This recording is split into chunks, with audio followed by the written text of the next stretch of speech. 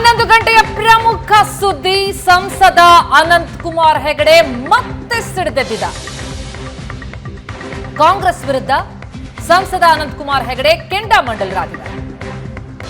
CM Siddaramaiah ಅವರಿಗೆ ಅನಂತ್ ಕುಮಾರ್ ಹೆಗಡೆ ಪಂತ ಆಹ್ವಾನ ಮಾಡಿದ್ದಾರೆ.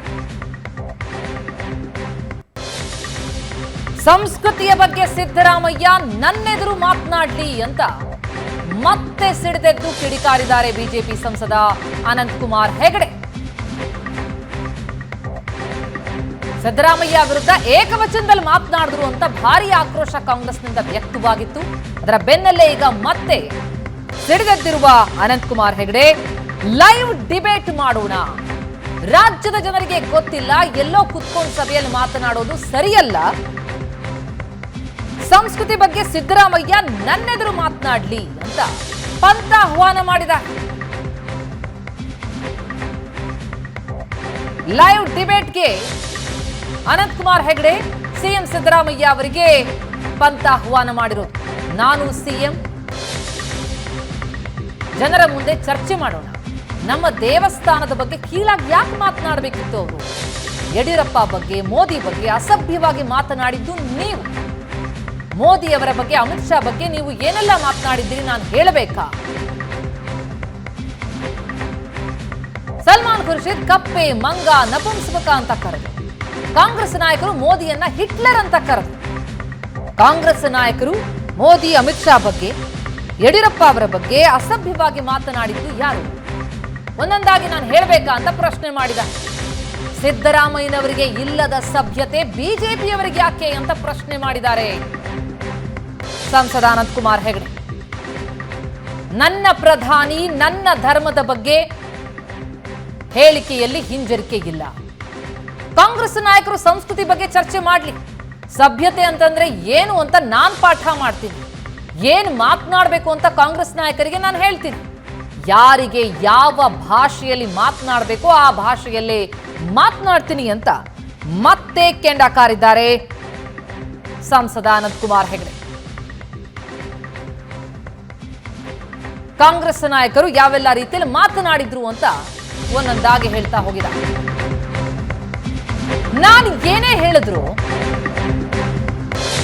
ಅದು ನನ್ನ ವೈಯಕ್ತಿಕ ಹೇಳಿಕೆ, ನನ್ನ ಹೇಳಿಕೆ ಪಕ್ಷದ ಹೇಳಿಕೆ ಅಲ್ಲ ಎನ್ನುವ ಸ್ಪಷ್ಟನೆಯನ್ನ ಕೂಡ ಕೊಟ್ಟಿದ್ದಾರೆ ಸಂಸದ ಅನಂತ್ ಕುಮಾರ್ ಹೆಗಡೆ. ಬೇವಾಯಿ ವಿಜೇಂದ್ರ ಅವರು ಹೇಳಿರುವ ಮಾತು ಸರಿಯಾಗಿದೆ.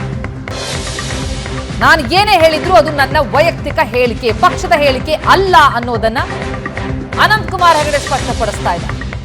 ಅಯೋಧ್ಯೆ ವಿಚಾರದಲ್ಲಿ ಕಾಂಗ್ರೆಸ್ ನಾಯಕರ ಹೇಳಿಕೆಗೆ ಕಿಡಿಕಾರಿದ್ದಾರೆ. ಅಧ್ಯಕ್ಷರು ಸಹಿತ ಅದಕ್ಕೂ ನಮ್ಮ ಪಕ್ಷಕ್ಕೂ ಸಂಬಂಧ ಇಲ್ಲ ಅನ್ನೋ ಮಾತನ್ನು ಹೇಳಿದ್ದಾರೆ. ಅದು ಅವರ ನನ್ನ ವೈಯಕ್ತಿಕ ನಿಲುವು. ಈಗ ನಿನ್ನೆ ಸಿದ್ದರಾಮಯ್ಯನವರು ಒಂದು ಮಾತನ್ನು ಹೇಳಿದ್ದಾರೆ, ಸಂಸ್ಕೃತಿಯ ಪದದ ಅರ್ಥವೇ ಗೊತ್ತಿಲ್ಲ, ಸಂಸ್ಕೃತಿ ಅಂದ್ರೆ ಮಾನವೀಯತೆ, ಇವ್ರ ಮನೆಗೆ ಬಂದಾಗ ಯಾರಿಗಾದ್ರೂ ಬಡವರಿಗೆ ಹೆಲ್ಪ್ ಮಾಡಿದಾರಾ ಅಂತ ಕೇಳಿದ್ದಾರೆ. ಸಿದ್ದರಾಮಯ್ಯನವರು ನನ್ನ ಎದುರುಗಡೆ ಬರಬೇಕು ಡಿಬೇಟ್ಗೆ. ಸಂಸ್ಕೃತಿ ಅಂದರೆ ಏನು, ಯಾವುದು ಸಭ್ಯತೆ, ಇದರ ಎಲ್ಲದರ ಬಗ್ಗೆ ನಾವಿಬ್ಬರು ಚರ್ಚೆ ಮಾಡಬೇಕು ಜನರ ಎದುರುಗಡೆ, ಸಾರ್ವಜನಿಕರ ಎದುರುಗಡೆ. ಅದು ಜನ ಪ್ರತ್ಯಕ್ಷವಾಗಿ ನೋಡಬೇಕು. ಎಲ್ಲೋ ಕುತ್ಕೊಂಡು ಅಥವಾ ಎಲ್ಲೋ ಸಭೆಗಳಲ್ಲಿ ಕೊಡೋದಲ್ಲ, ನನ್ನ ಎದುರುಗಡೆ ಬರಬೇಕು ಸಿದ್ದರಾಮಯ್ಯನವರು. ಸಂಸ್ಕೃತಿ ಬಗ್ಗೆ ಮಾತಾಡ್ತಾರೆ, ಸಭ್ಯತೆ ಬಗ್ಗೆ ಮಾತಾಡ್ತಾರೆ, ನಮ್ಮ ಪ್ರಧಾನಮಂತ್ರಿಗಳ ಬಗ್ಗೆ, ನರೇಂದ್ರ ಮೋದಿಯವರ ಬಗ್ಗೆ, ಅಮಿತ್ ಶಾ ಬಗ್ಗೆ, ಯಡಿಯೂರಪ್ಪನವ್ರ ಬಗ್ಗೆ, ಹಿಂದುತ್ವದ ಬಗ್ಗೆ, ದೇವಸ್ಥಾನಗಳ ಬಗ್ಗೆ ಅಸಭ್ಯವಾಗಿ ನಡ್ಕೊಂಡಿರ್ತಕ್ಕಂಥವ್ರ ಮೊದಲು ಯಾರು? ನಾವೇನು ನಡ್ಕೊಂಡಿದ್ವಾ? ನಮ್ಮ ಬಗ್ಗೆ ಅಷ್ಟೊಂದು ಕೀಳಾಗಿ ಹೇಳ್ತಕ್ಕಂಥ ಅವಶ್ಯಕತೆ ಏನಿತ್ತು? ಕಾಂಗ್ರೆಸ್ ಲೀಡರ್ಗಳು ನಮ್ಮ ಪ್ರಧಾನಮಂತ್ರಿ ಮೋದಿಯವರ ಬಗ್ಗೆ ಏನೆಲ್ಲ ಕೆಟ್ಟದನ್ನು ಮಾತಾಡಿದ್ದಾರೆ? ಬಹುತೇಕ ಯಾವ ಸಂಸ್ಕೃತಿ ಸಭ್ಯತೆಯ ಎಲ್ಲೆಯನ್ನು ಮೀರಿ ಮಾತಾಡಿದ್ದಾರೆ. ಹೇಳಬೇಕಾ ಯಾರು ಅಂತ? ಯಾರ್ಯಾರು ಏನು ಹೇಳಿದ್ದಾರೆ ಅಂತ ಹೇಳಬೇಕಾ? ಅಜಿತ್ ಸಿಂಗ್ ಹೇಳಿದ್ರು ಪ್ರಧಾನಮಂತ್ರಿ ಅಂದರು ಕುರಿ ಅಂತ ಅಂದರು. ಆಮೇಲೆ ಅಭಿಷೇಕ್ ಸಿಂಗ್ ಮಾನ್ವಿ ಹೇಳಿದ್ರು ಡ್ಯಾಮೇಜ್ ಮಾಡ್ತಕ್ಕಂಥ ಮನುಷ್ಯ ಅಂತ ಅಂದರು, ಇಡೀ ಭಾರತದ ಡ್ಯಾಮೇಜ್ ಮಾಡ್ತಕ್ಕಂಥ ಮನುಷ್ಯ ಅಂತ ಅಂದರು. ಆಮೇಲೆ ಸಮಾಜವಾದಿ ಪಾರ್ಟಿ ಲೀಡರ್ ಹೇಳಿದ್ರು, ಅಜಮ್ ಖಾನ್ ಹೇಳಿದ್ರು ಅವ ಒಂದು ಪಪ್ಪಿ ಅಂತ ಅಂದರು, ಅತ್ಯಂತ ಜಾತೀಯವಾದಿ ಅಂತ ಕರೆದ್ರು. ಆಮೇಲೆ ಬೇನಿ ಪ್ರಸಾದ್ ವರ್ಮಾ ಅಂತ ಕರೆದ್ರು, ಪ್ರಧಾನಮಂತ್ರಿಗಳನ್ನ ಕೊಲೆಗಡುಕ ಅಂತ ಕರೆದ್ರು. ಆಮೇಲೆ ಸಲ್ಮಾನ್ ಖುರ್ಷಿದ್ ಅವ್ರನ್ನ ಕಪ್ಪೆ ಅಂತ ಕರೆದ್ರು, ಮಂಗ ಅಂತ ಕರೆದ್ರು, ನಪುಂಸಕ ಅಂತ ಕರೆದ್ರು. ಪಿ ಚಿದಂಬರಂ ಹೇಳಿದ್ರು ಅತ್ಯಂತ ದೊಡ್ಡ ಸುಳ್ಳುಗಾರ ಅಂತ ಪಿ ಚಿದಂಬರಂ ಕರೆದ್ರು. ಆಮೇಲೆ ಶರದ್ ಪವಾರ್ ಹೇಳಿದ್ರು ಇವ್ರನ್ನ ಹಿಟ್ಲರ್ ಅಂತ ಕರೆದ್ರು. ಕಾಂಗ್ರೆಸ್ ಲೀಡರ್ಗಳು ಬಹುತೇಕ ಎಲ್ಲರೂ ಕೂಡ ಮೋದಿ ಅವರನ್ನ ಹಿಟ್ಲರ್ ಅಂತ ಕರೆದ್ರು. ಇದೆಲ್ಲದಕ್ಕೂ ದಾಖಲೆಗಳಿದೆ, ಎಲ್ಲದಕ್ಕೂ ದಾಖಲೆಗಳಿದೆ, ಮೀಡಿಯಾದ್ದೇ ದಾಖಲೆಗಳಿದೆ ಇದರಲ್ಲಿ. ಆಮೇಲೆ ಹಾಜಿ ಯಾಕೂಬ್ ಹೇಳಿದ್ರು ಇವರೊಬ್ರು ಪ್ರೆಡೇಟರ್ ಅಂತ ಕರೆದ್ರು, ಟೈರಂಟ್ ಅಂತ ಕರೆದ್ರು. ಆಮೇಲೆ ಕರ್ನಾಟಕ ಚೀಫ್ ಮಿನಿಸ್ಟರ್ ಸಿದ್ದರಾಮಯ್ಯ ಕರೆದ್ರು ಮಾಸ್ ಮರ್ಡರರ್ ಅಂತ ಕರೆದ್ರು. ಇವರಿಗೆ ಏಕವಚನದಲ್ಲಿ, ಎಲ್ಲರೂ ಏಕವಚನದಲ್ಲೇ ಮಾತಾಡಿದ್ದಾರೆ.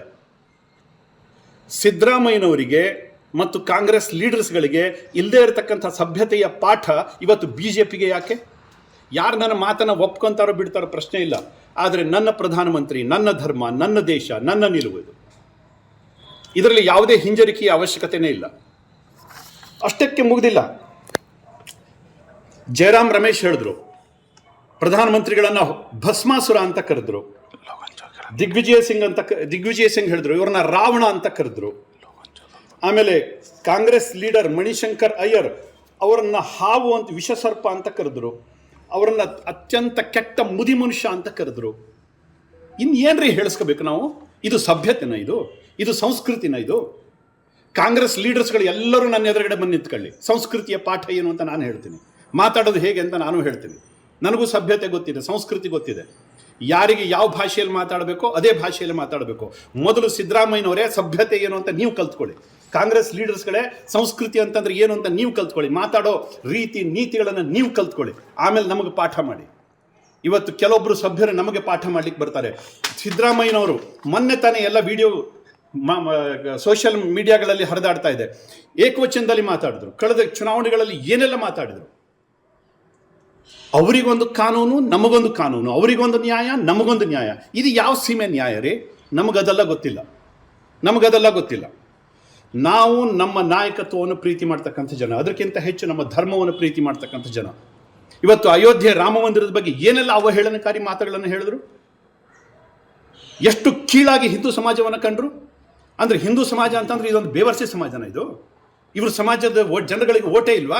ಅಲ್ಲಿರ್ತಕ್ಕಂಥ 15%, 20% ಜನರು ಓಟಿಗೋಸ್ಕರ ಇಷ್ಟೆಲ್ಲ ಜೊಲು ಸುರಿಸ್ತಾರೆ. ಹಾಗಿದ್ರೆ 80%, 85% ಇರತಕ್ಕಂಥ ನಮ್ಮ ಜನರಿಗೆ ಏನಿದೆ ಗೌರವ? ಹಾಗಿದ್ರೆ ಮೊದಲು ಗೌರವ ಕೊಟ್ಟು ಮಾತಾಡೋದನ್ನು ಕಲೀರಿ. ನಮ್ಮ ಸಮಾಜಕ್ಕೆ ಮೊದಲು ನಮ್ಮ ಧರ್ಮಕ್ಕೆ ಗೌರವ ಕೊಟ್ಟು ಮಾತಾಡೋದನ್ನು ಕಲೀರಿ. ಜಾತ್ಯತೀತತೆ ನಮಗೂ ನಂಬಿಕೆ ಇದೆ, ಆದರೆ ಆ ಧ್ವನಿ ನಿಮ್ಮ ಧ್ವನಿಯಲ್ಲಿರಲಿ, ನಿಮ್ಮ ಭಾಷೆಯಲ್ಲಿರಲಿ. ಹಿಂದೂಗಳಿಗೆ ಒಂದು ರೀತಿ ಪದ್ಧತಿ, ಮುಸಲ್ಮಾನರಿಗೆ ಒಂದು ರೀತಿ ಪದ್ಧತಿ. ಇದು ಯಾವ ಸೀಮೆ ನ್ಯಾಯ ರೀ? ದಯವಿಟ್ಟು ಸಭ್ಯತೆಯನ್ನು ನೀವು ಕಲೀರಿ, ಸಂಸ್ಕೃತಿಯನ್ನು ನೀವು ಕಲೀರಿ. ಆಮೇಲೆ ನಮಗೆ ಪಾಠ ಮಾಡ್ಲಿಕ್ಕೆ ಬನ್ನಿ. ನಮ್ಮ ಧ್ವನಿ ಇದೇನೆ. ನೀವು ಹೇಳಿದ್ದು ಏಕವಚನದಲ್ಲಿ ಮಾತಾಡಿಸಿದ್ದು ಸರಿ ಅಂತಾದರೆ ನಾನು ಮಾತಾಡಿದ್ದು ಸರಿ. ಯಾರು ನನ್ನನ್ನು ಒಪ್ಕೊಂತಾರೋ ಬಿಡ್ತಾರೋ ಗೊತ್ತಿಲ್ಲ, ದೇವರು ಒಪ್ತಾನೆ. ಈಗ ಹಿಂದೂ ಸಮಾಜದ ಸಭ್ಯ ಜನ ಇದನ್ನು ಒಪ್ಕೊತಾರೆ. ಸೋಷಿಯಲ್ ಮೀಡಿಯಾದಲ್ಲಿ ನೋಡಲಿ, ಇವತ್ತು ಚರ್ಚೆ ಮಾಡಲಿ, ಯಾರು ಏನೇನು ಹೇಳ್ತಾ ಇದ್ದಾರೆ ಅನ್ನುವಂಥದ್ದನ್ನು ಕೇಳಲಿ. ಸಿದ್ದರಾಮಯ್ಯನವರೇ, ಖಂಡಿತವಾಗಿ ಹೇಳ್ತೀನಿ, ಸಂಸ್ಕೃತಿ ಸಭ್ಯತೆ ಬಗ್ಗೆ ಮಾತಾಡೋದಾದ್ರೆ ನನ್ನ ಎದುರುಗಡೆ ಬರ್ರಿ. ಇಡೀ ಕರ್ನಾಟಕದ ಜನ ನೋಡಲಿ, ಲೈವ್ ಆಗಲಿ, ಬನ್ನಿ ನಮ್ಮ ಎದುರುಗಡೆ. ಅದಿಲ್ಲ ಅಂತಂದ್ರೆ ಸಂಸ್ಕೃತಿ ಸಭ್ಯತೆ ಬಗ್ಗೆ ಮಾತಾಡೋದನ್ನು ಬಿಡಿ. ಯಾಕೆಂದ್ರೆ ಅದರ ಅರ್ಥನೇ ಗೊತ್ತಿಲ್ಲದೆ ಇರತಕ್ಕಂಥ ಜನ ನೀವು ಸಿದ್ದರಾಮಯ್ಯನವರೇ. ಕಾಂಗ್ರೆಸ್ ಬಗ್ಗೆ ನಾನು ಹೇಳೋದಿಲ್ಲ. ಅನೇಕ ರಾಮ ಭಕ್ತರು ಅಲ್ಲೂ ಇದ್ದಾರೆ. ತುಂಬ ಜನ ಪ್ರಾಮಾಣಿಕವಾಗಿ ಇವತ್ತು ಕೂಡ ಸೇವೆ ಸಲ್ಲಿಸ್ತಾ ಇದ್ದಾರೆ. ಆದರೆ ಸಿದ್ದರಾಮಯ್ಯನಂತಹ ಧರ್ಮಲಂಡರ್ ಬಗ್ಗೆ ನಾನು ಹೇಳ್ತಾ ಇದ್ದೀನಿ. ಧನ್ಯವಾದಗಳು ಸರ್.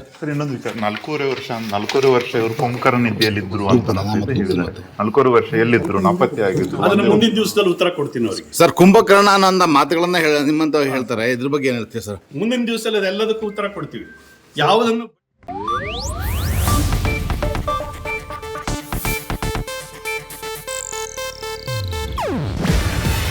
ಇದು ಏಷ್ಯಾನೆಟ್ ನ್ಯೂಸ್ ನೆಟ್ವರ್ಕ್ ಪ್ರಸ್ತುತಿ. ನೀವು ನೋಡ್ತಿದ್ದೀರಾ ಏಷ್ಯಾನೆಟ್ ಸುವರ್ಣ ನ್ಯೂಸ್.